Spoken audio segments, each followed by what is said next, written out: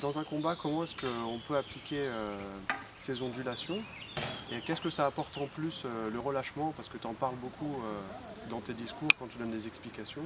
C'est la base déjà des inversions internes. On travaille vraiment en relâchement. Même dans les inversions externes, on essaie d'être relâché pour avoir une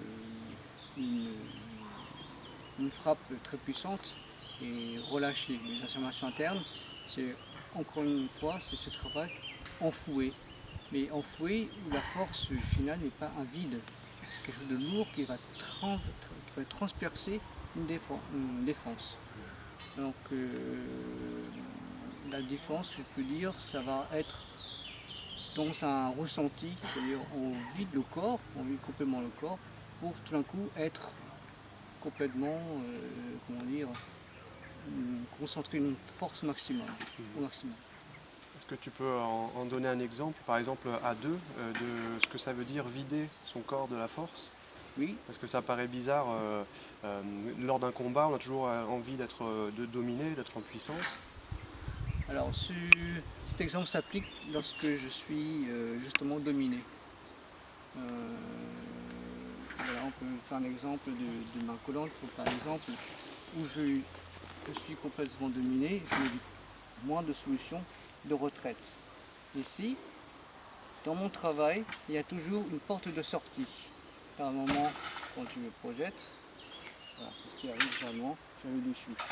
Dans notre travail, le travail du vide ainsi, permet justement de créer une sortie, de relâchement, de déamper, par exemple. Ça peut être d'autres exemples également, pour pouvoir contourner la force.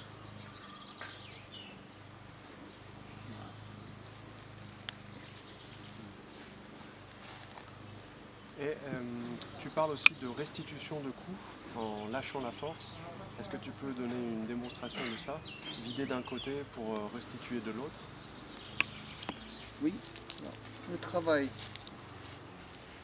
ça sagittal permet justement le travail de frappe qui est très difficile à déceler, à parer, parce que ce n'est pas une force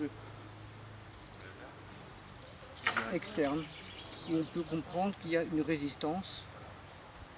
Quand si je fais une force externe, j'applique une force externe, il est plus facile à mon adversaire de contrôler, d'avoir une réaction. Et si je suis relâché, sur un vide, j'ai beaucoup plus d'axes de frappe.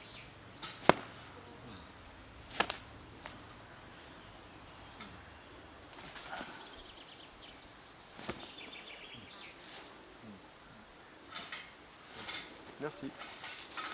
Ça viendra à d'autres questions dans un instant.